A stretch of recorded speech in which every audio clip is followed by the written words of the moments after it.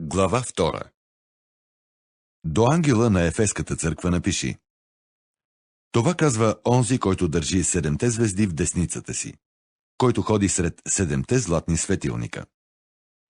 Познавам делата ти, твоя труд и търпението ти. Зная, че не можеш да понасиш лошите хора и си изпитал онези, които наричат себе си апостоли, а не са, и си разбрал, че са лъжци. Ти имаш търпение и си търпял заради мене, и не си се предал. Към тебе имам упрек. Твоята любов не е като в началото.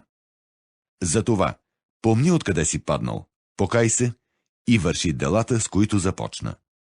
Ако ли не, ще дойда скоро при тебе и ще махна твоя светилник от мястото му, ако не се покаеш. Но в твоя полза е това, че мразиш делата на николаитите, които и аз мразя. Който има уши да слуша, нека слуша какво говори духът на църквите. На онзи, който победи, ще дам да яде плода от дървото на живота, което е сред Божия рай. И до ангела на Смирненската църква напиши: Тъй казва първият и последният, който умря и оживя. Познавам твоите дела, скърбите ти и твоята бедност. Но все пак си богат.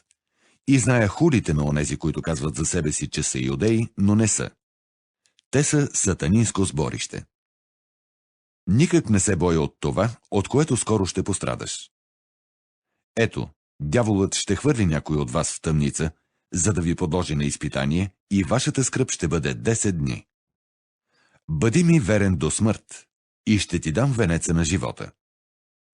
Който има уши да слуша, нека слуша какво говори духът на църквите. Който победи, втората смърт няма да го засегне. И до ангела на Пергамската църква напиши: Тъй казва онзи, който притежава изострения и от двете страни меч. Зная делата ти и къде живееш. Там, където е престолът на сатаната. Но ти държиш за името ми и не се отрече от вярата в мене, дори в дните, когато верният ми свидетел Антипа беше умъртвен сред вас, където живее сатаната. Все пак те упреквам, понеже имаш там поддръжници на учението на Валаам, който е учил Валак да съблазни Израилевите синове, да ядат идоложертвена храна и да блудстват. Така и при тебе има някои, които се придържат към учението на николаитите, което мразя. И така, покай се, ако ли не, скоро ще дойда при тебе и ще воювам срещу тях с меча на устата си. Който има уши да слуша, нека слуша какво говори духът на църквите. На онзи, който победи, ще дам да яде от скритата манна. Ще му дам и бяло камъче, а на камъчето ще бъде написано ново име, което никой не знае, освен онзи, който го получава.